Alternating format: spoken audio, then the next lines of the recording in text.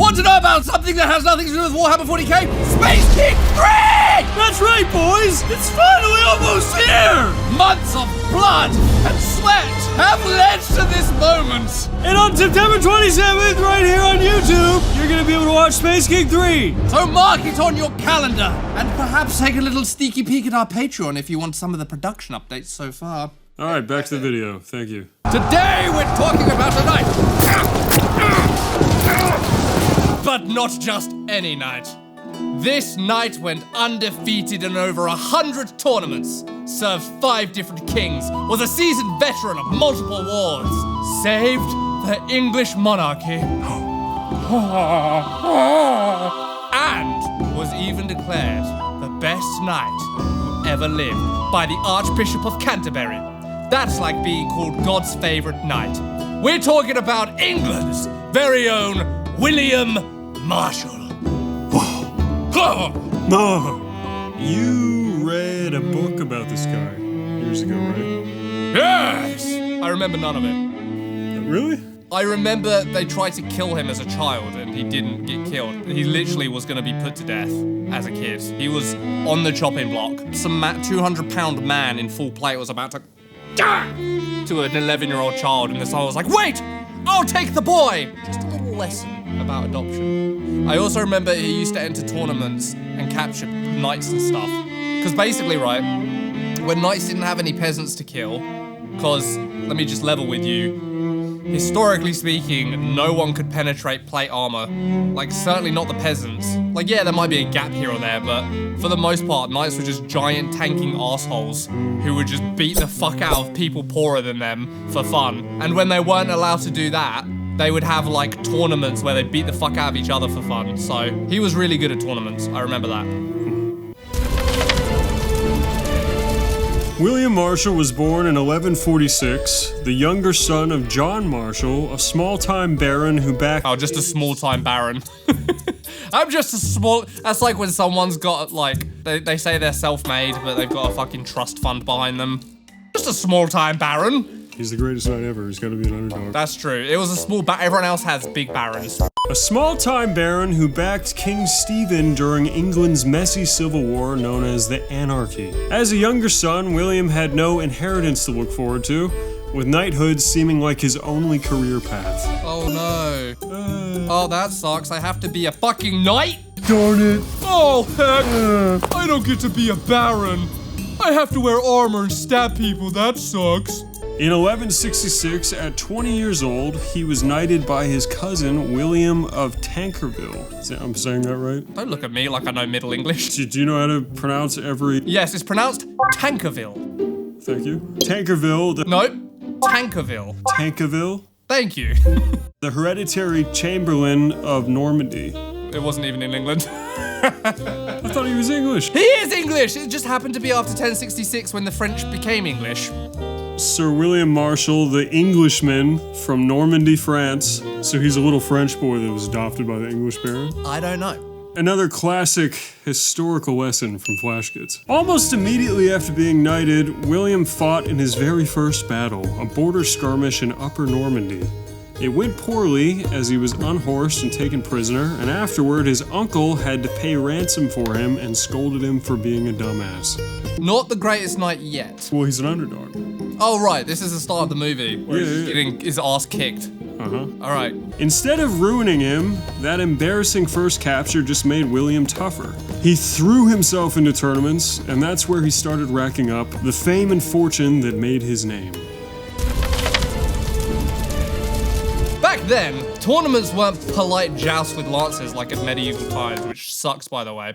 They were giant melees, basically mock battles where whole teams of knights smashed into each other across fields. The goal was to capture opponents by dismounting or pinning them. Knights could yield by surrendering. If you got caught, you were ransomed for cash, horses, or armor, just like in real war. And the gear was insanely valuable. A warhorse and full armor could cost as much as a small estate. So you want to capture these guys.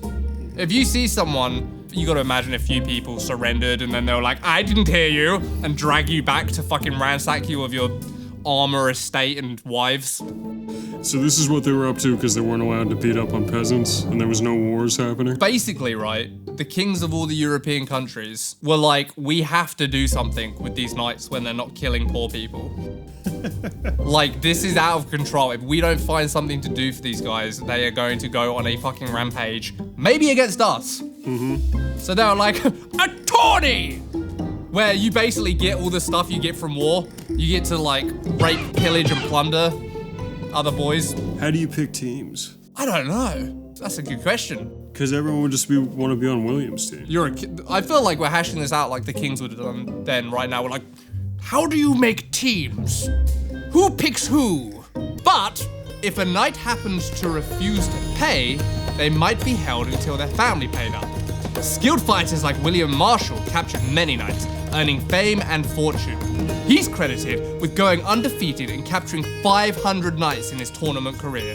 That's pretty sick. Oh, it's fucking William again. We're not playing with you anymore, William. Literally. Go away. Ah, come on, guys.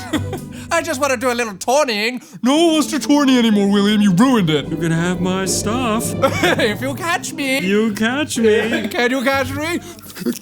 This is sick. I want to be a knight in a tourney, bro. Well, they were basically invincible in the plate armor. Aren't they just out there with like real weapons and they can't kill each other? Yeah. So they're just like kind of knocking each other over. They didn't even, sometimes they weren't even fucking like stabbing. They just grab their fucking blade and just like twat each other with it. I know I would have been a peasant that was getting raped and or killed by these people, but what I wouldn't give to be born then. You would have died of the plague. Yeah. Okay, so one of the reasons one of the best knights of all time is he was sick at tourneys. So far, not the most riveting thing. He thinks he's hot shit, but things haven't got real yet. Things are about to get real. Service under the young King Henry. In 1170, King Henry II had just crowned his 15-year-old son, Henry the Young King, as co-king in Westminster Abbey. That sounds terrible. You could be co-king. I'm the young king. Co-king. That is co-king of Westminster Abbey. It's better than not being king at all. So this is before England was unified? No, England was unified by this point. So why is he the king of Westminster Abbey? No, he wasn't king of Westminster Abbey. He was just crowned there, right? But the young Henry had the title of king without the power. Dude, this is Anakin being admitted to the Jedi Council without the rank of Jedi Master. Oh, I can't have a girlfriend? Oh. What? This is unfair. This is literally what this is. And that meant... And that meant he wasn't allowed to rule, which irritated him. By 1173, Henry the Young King, frustrated with his lack of power, finally rebelled against his father, Henry II, joined by his brothers Geoffrey II and Richard the Lionheart. The Lionheart! King Louis VII of France. Lionheart, Lionheart, Lion. Watch our Crusader Kings video! So, King Richard and his brother and the young king rebelled? So, all the boys, the sons, got together because people were tired of being like quarter king and 1/8 king and said, fuck you, dad, we're gonna take the throne. William Marshal fought for Henry II, against Richard and everyone else. Wait, who fought for Henry II? William fought for Henry II. Oh, okay, William. Actually, no, he Kiss ass. can't side with the traitors. You can if they're cooler. So he served loyally in Normandy until he was captured in battle, but his loyalty and bravery earned him recognition. He's getting captured a lot. I thought this guy was king of I can't be captured. So in all the tournaments, he never gets captured. Yeah. But every battle so far, he's gotten captured. This is good storytelling though. Because you've built this guy up like, I'm fucking hot shit, dude. I've got literally 40 to 60 horseplate armors that I can never possibly hope to use. And laughing at everyone. So he thinks, dude, I'm gonna go into the war and I'm gonna capture everyone and no one's gonna capture me. Not so, sir. You're gonna get captured all the time and raped. That's unverified. But after all that, his ransom was paid by the king himself. Because of his recognition as being loyal and brave. By 1174, the rebellion was crushed, and because Marshal had stayed loyal, Henry II rewarded him by putting him in the young king's household. How is that a reward? Yeah, so he crushes the rebellion, and now William has to be in the rebel young king's household? William, due to your bravery and loyalty, I'm giving you quite the reward. And William's like, a castle? Wenches? Excalibur? Not quite. You're going to live with my adult son. Little Henry. What the fuck is that all about, dude? This was a test of his loyalty even further, surely. It's funny that Richard and the young king and the French guy and the other brother pose a rebellion, and then the rebellion is crushed, and then they're just fine. They're like slap on a wrist. Naughty boy. How many peasants? Oh, dude, we're dumb, bro. William, I need you to keep an eye on little Henry. He's rather rambunctious. I'm going to quarter you in his house. You may fuck his wife. Right? You put William there because he's loyal as fuck. You know he won't betray you. Now you've got eyes on the inside. Even better storytelling. William is now in the fucking lion's den. Literally. Lionheart. Because everybody hates him. Yeah. This is sick. This is like... He's fucking the young king's wife? Yes. Nice. He plunges himself so deep that King Arthur himself cannot pull William from little Henry's wife. I just think it's funny that they stage a rebellion and get to live afterward. Oh, boys will be boys. What's wrong with that? Like how many hundreds or thousands of peasant footmen did William himself murder? Well, don't worry about that. There's always more peasants. So what happened in this household of little Henry? Marshal served as the young king's tutor and companion. I hope that doesn't mean what I think it means. Like you're saying, he's babysitting now. Oh, okay, I thought it meant like his lover. Helping the young King Henry find an outlet for his ambition and energy. Go on, have another go. I don't mind. I live to serve after all. I'm loyal to a fault, you might say. Better this than rebellion. Yes. Better you take your anger out on me than have another little rebellion. So William was like in charge of little Henry's ambition and energy by taking him to tournaments across Europe. With Marshal at his side, the young king threw himself into the tournament scene, spending daddy's money while working up the tournament ranks, earning glory and the respect of attending knights along the way. But the young king had an early death. Dying of dysentery in 1183 at the age of 28, on his deathbed he confessed his sins and asked Marshal to fulfill his vow to go on crusade. Watch our video about crusades! The young king gave Marshal his crusader's cloak, instructing him to carry it to the church of the Holy Sepulchre in Jerusalem, the holiest site in Christendom, built on the site of Christ's crucifixion and resurrection. Marshal spent 2 years carrying the young king's cloak to the Holy Sepulchre in Jerusalem, honoring his memory. I like this. This is rivals to friends, or enemies to lovers. Dude, they just don't make friends like they used to. Yeah. Would you carry my goddamn cloak to Jerusalem? Well, if I'm a knight and I've got nothing else going on. That was political. I think so. Yeah? Yeah, it sounds cool. Sounds like I get to be... Oh, so it's about you. Yeah, 100%. They don't make friends like they used to. But they were enemies, and then they became best buds, and now William has fucking lost his bro. That's tragic. And now he's going on his most dangerous journey of all, to the Holy Land. And then he did. And then he came back. And what's next for William? No, did he come back already? Oh, fuck. Well, that was anticlimactic. I tried to set up the Holy Land as this, like, trial, and we're just like, and he booked a return flight to Jerusalem, dodging the Earth-to-air missiles along the way. On to Act 2. Service under Henry. After returning from his pilgrimage to Jerusalem in 1186, Marshal returned to serve directly under Henry II. But by the late 1180s, Henry II of England's relationship with his second son, Richard, had collapsed because Henry favored his youngest son, John, as heir. Richard struck an alliance with King Philip II of France, Henry II's longtime rival, and together they turned against the old and sick Henry II. This is what I'm saying, he should have just fucking killed Richard. I don't even understand, like... Richard's a little troublemaker. Richard's kind of a dick. You like that? Yeah. Yeah! Oh, yeah! Yeah! I don't know why kings in medieval times have children. I know it's to continue the line, but, like, it's more like an Ouroboros than a fucking family tree. Yeah, they're always skipping the queue, too. Yeah, you're like, I gave you life, and you're going to be born into a realm and family of abundance and riches, and I gave you life. Like, every time. So in June 1189, Richard and Philip invaded Henry's lands in Normandy and Anjou.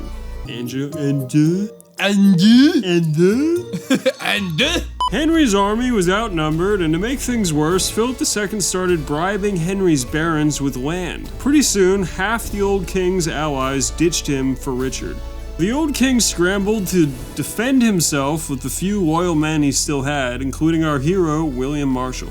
To be fair, I guess to Richard's credit, Henry II is jumping over Richard, trying to make the other guy king, which clearly is bad judgment, because he's Richard the Lionheart. So, Richard's just thinking of England, obviously. Obviously, in French. Thinking of England in French.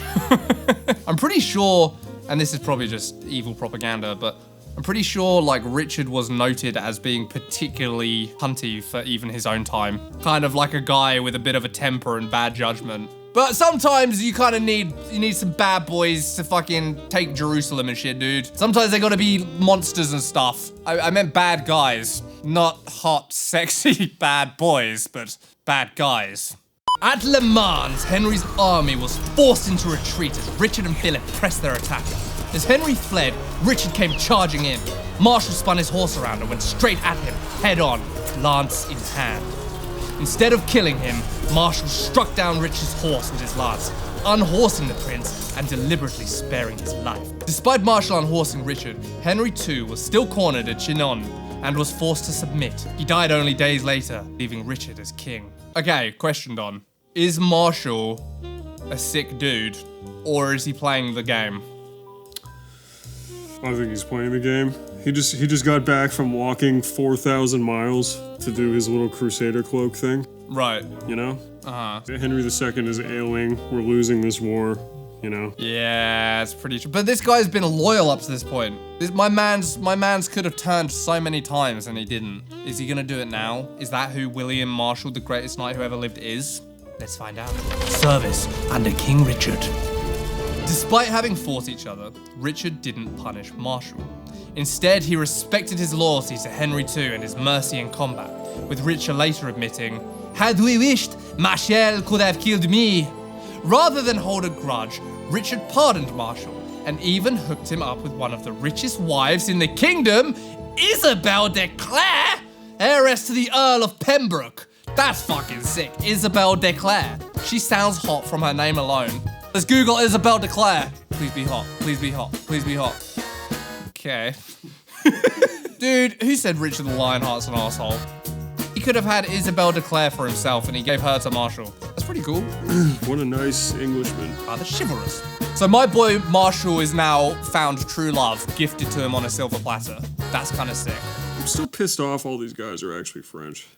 No, they're not actually French. That sucks. Let me clear this up. Was Richard the Lionheart French? Okay, but this is Google and it's gonna lie to us to make us upset. While born in England, Richard the Lionheart's upbringing and life were deeply rooted in France, making him more French than English in many respects. Shut up, dude.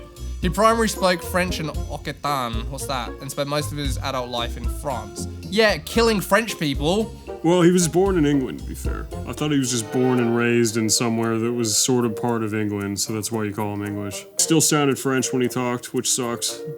Yeah, what are you gonna do? Dude, the French were cool as fuck. I won't stand for this French slander. In this conversation. Yeah, or any of the other French slander I've listed throughout all of our other videos. Through this marriage to Isabel, Marshal gained vast estates in England, Wales, Normandy, and Ireland, making him one of the richest barons in Christendom. So where are we on the story circle? On the heroic arc? I mean... He's kind of top of the world right now. Yeah, he's fucking smashing Isabel de Clare. He's hanging out with Richard the Lionheart. I mean, like, what could possibly go wrong? Let's find out. In 1190, Richard set off on the Third Crusade. Richard went on crusade too? Whoa! Awesome! Wow! He left Marshal behind. Oh, I thought Marshal went. What the fuck? To keep order and keep Richard's asshole brother John from taking power. Richard I died in April 1199, mortally wounded by a crossbow bolt during a siege in Limousin. His heir should have been Arthur of Brittany, Richard's nephew, but many barons rallied instead to Richard's youngest brother, John. So Henry II was gonna make John king. It should have been Richard. Richard got to be king after rebelling. John's being a dickhead. Now Richard's dead, and everyone wants John to be the king instead. And William Marshal is there to be like, dude, you're not coming in. William Marshal also backed John. Oh. Strange. I thought this guy was known for his loyalty. Now the rich is dead, I guess that means nothing, huh? So William Marshal also backed John, a crucial endorsement since Marshal was by then one of the most respected knights in Christendom, and thus John became king in 1199. I'm not gonna lie, this guy doesn't sound that sick so far. Do you feel like he sounds sick so far? He captures people when it's a bullshit game. Gets captured when it's not. Doesn't kill anyone. Including Richard, who's a massive dickhead and keeps trying to take the crown. The coolest thing he's done so far is take a cloak to Jerusalem, drop it off, and fly back. Was there any battle in that adventure, or did he just walk there? As far as our producer is telling us, nothing happened. He just fucking UPS'd the cloak to Jerusalem and fucked off. Service under King John. By 1215, King John became hated by the people. He had lost French lands, faced accusation of excessive taxation and cruelty, and feuded with the church, leading to England's papal interdict after he rejected Pope Innocent III's choice for Archbishop of Canterbury. Examples of his cruelty included starving the wife of one of his rebellious barons and her son to death in prison, allegedly stabbing his rival heir and nephew Arthur of Brittany and throwing his body into the Seine, burning the villages and slaughtering anyone who opposed him. What villages? Any villages. Mutilating prisoners, threatening to blind hostages, and allegedly trying to seduce or assault the wives and daughters of his barons. So once again, William picked correctly. I like when hitting them doesn't work, he switches to seduction. So was William on this guy's side? Yeah, he endorsed him over Arthur of Brittany, who this guy murdered subsequently. And then went on a punching/finger blasting spree of all of his barons' daughters and wives. Eee, alright. Unlike most of the barons, Marshal didn't rebel. I wonder if Isabel was getting finger blasted/thumped. This guy sucks! This guy's not the greatest knight ever! He's the worst! He walked a fine line, trying to calm John down, urging compromise, but still staying loyal even when everyone else turned on the king. Could you at least do it behind closed doors? Do you have to do it in front of the barons? We're gonna turn this around. You just have to stop finger blasting. In June 1215, at Rummymead, King John, advised by William Marshal, sealed the Magna Carta, a charter limiting royal power. Marshal urged the king to accept the charter to prevent civil war, which he did. Marshal was a part of Magna Carta. Evidently. Mixed feelings on Magna Carta. What was that? On one hand, free speech is pretty sick, and I think that was one of the bases for it, at least as far as my Fox News education tells me. On the other hand, curbing royal power is one of the things that started leading to boring gay stuff like laws against killing peasants for fun. So, I don't know. Inside me there are two wolves. Almost immediately, John sought to annul Magna Carta, appealing to the Pope, who basically said, "We can all ignore that contract because you signed under threats of violence." This reignited the First Barons' War from 1215 to 1217. John died suddenly of dysentery in October 1216. Oh God! Leaving the throne to his 9-year-old son, Henry III. Wow! Look at that rambunctious young man! Ah, he's surely to be a king someday, I think. Look at the healthy pink pallor in his cheeks. So what are the arguments for him being the greatest knight of all time so far? Loyal. Not dead. Was he? Didn't shit himself to death like everyone else in this story. The missing piece for me was, why didn't he back the nephew, who was supposed to be king, according to whatever rules, and instead backed John, who was an even bigger dickhead than it turned out than everyone else? If there's one thing you can't say about William Marshal, it's that he doesn't somehow always come out on top. So I'm just gonna trust his judgment, dude. Maybe he's the greatest knight because he was playing fucking chess whilst everyone else was playing checkers. Just, for himself. So that brings us to service under King Henry III. It's all getting a bit repetitive, isn't it? We're on to number 3. With England half conquered by Louis of France and the barons in rebellion, the kingdom was on the brink of collapse. William Marshal was chosen as Regent of England, effectively the guardian of the realm, babysitting the newly crowned 9-year-old king. In 1216, Marshal reissued Magna Carta in Henry III's name, not because rebels forced him to, but as a gesture of good leadership.